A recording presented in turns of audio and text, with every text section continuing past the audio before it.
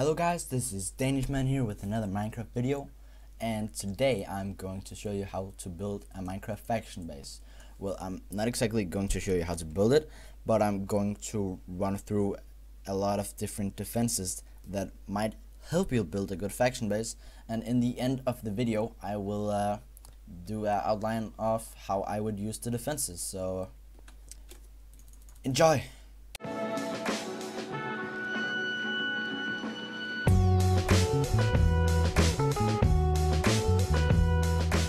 Okay, so this is the vertical cobblestone wall. It's a pretty good defense because it's easy to build, and you see this kind of defense on a lot of bases. So yeah, and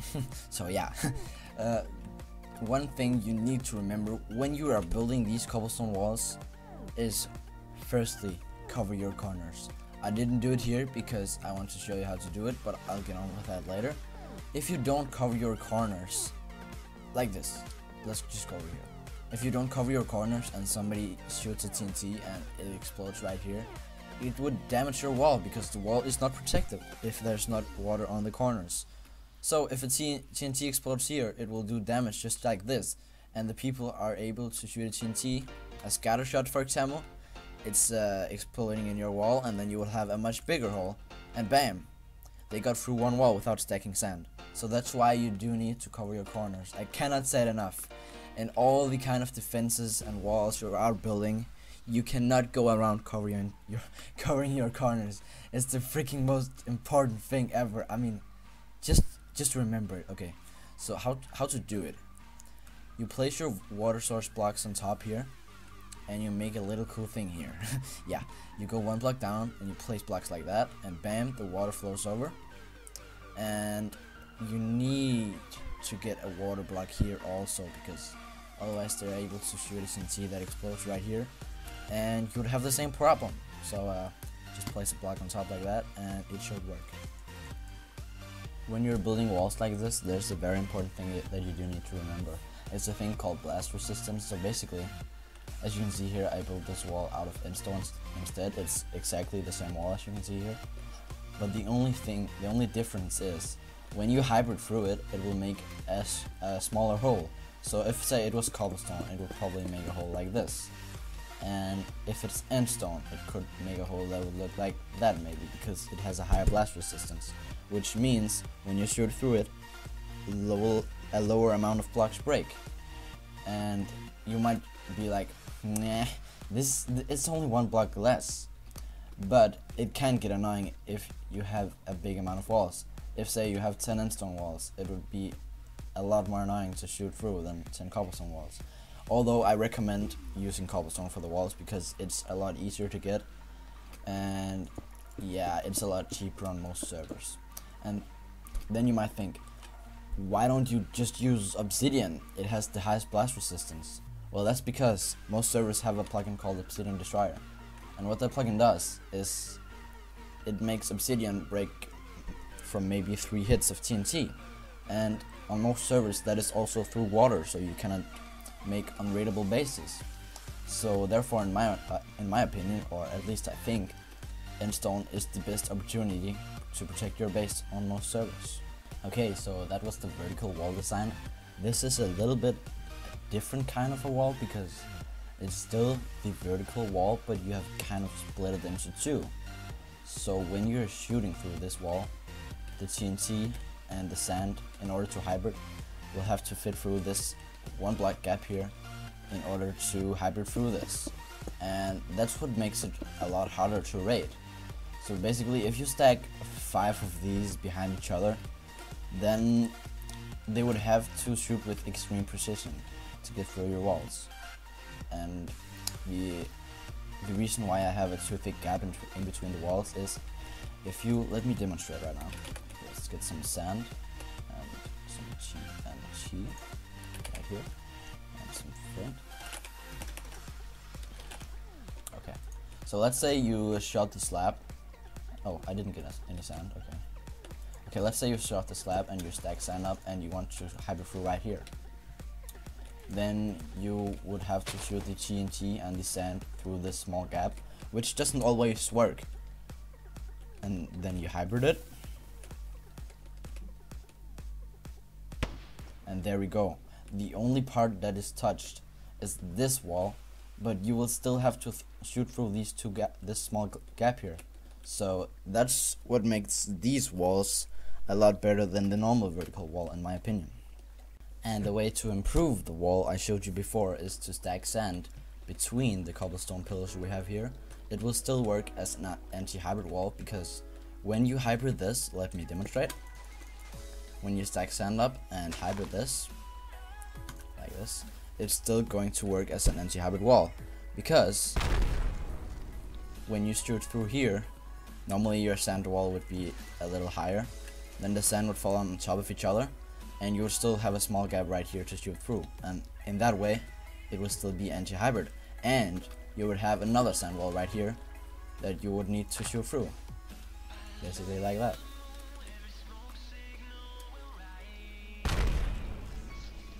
And then it would keep blocking if you were shooting at the lower levels. And this is another type of defense. It is called the pancake wall, and it is up to you how long you want to make this. Normally you would shoot from this angle, and you are not able to shoot through here because the sand will clip. And what I mean by that, you normally shoot your TNT and sand together. The TNT is normally able to go through this, but the sand might clip right there and you're not able to do anything, so the TNT would get through, but that wouldn't be able to do anything in the sense that the base is covered in water. So you would have to stack sand all the way up here and make a hybrid shot like this, and then you would hybrid as many times as you would need to get through these walls. So basically you stack sand up again like this. Boom. So basically you would need to stack sand and hybrid up 5 times to get through this wall, which can get really annoying if you have a really long pancake wall. But there is more ways to make this wall, and I will get into that right now. Boom, magic. Look at that. I just changed the wall, and this is what I mean.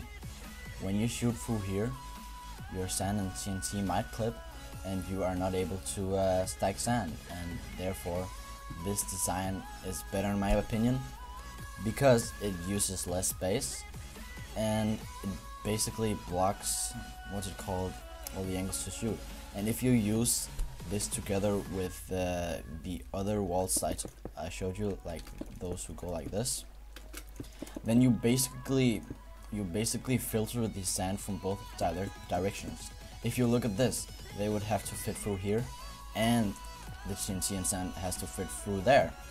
And that's why, if you combine these two defenses, it's just going to be epic. Oh, I just hit a bowl there, okay. But definitely, if you're making a base, you should seriously consider doing it, because this is just do it, okay? Just do it. Let me get on to the next defense. Okay, so this is the anti-hybrid wall, or the 45-degree wall. I actually don't know why I call these anti-hybrid walls, as it is still able, you're still able to hybrid them.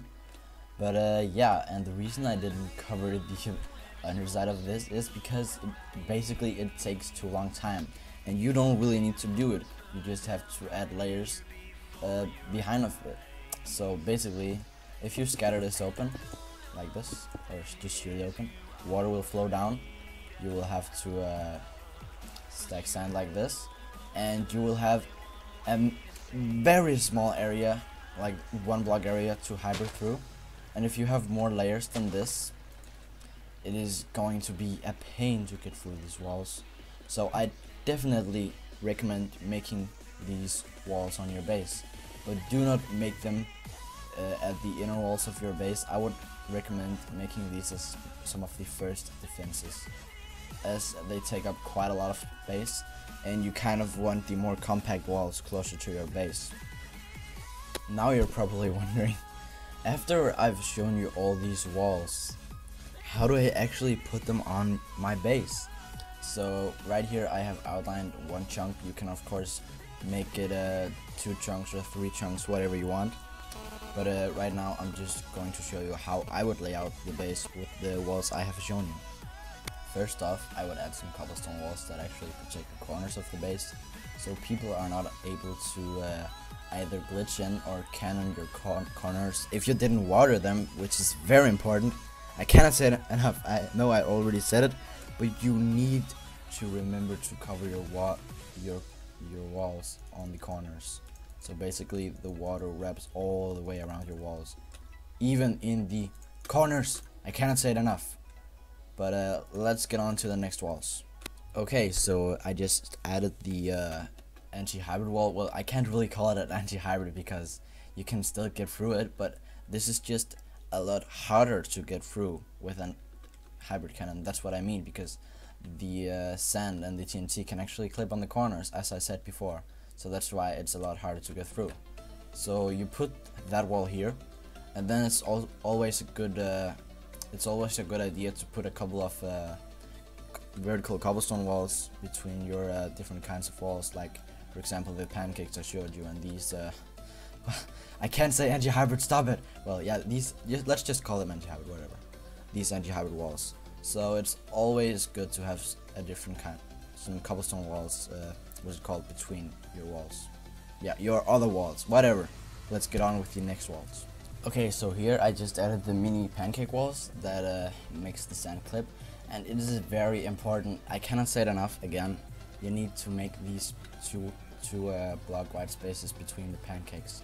But when you make walls in front of it, it's okay to just have a one white gap, as it will not affect these walls. But behind them, you do need to have a 2 white gap. As I said, if you stack sand up here and make a hybrid, you're able to damage the pancake walls here, and they won't.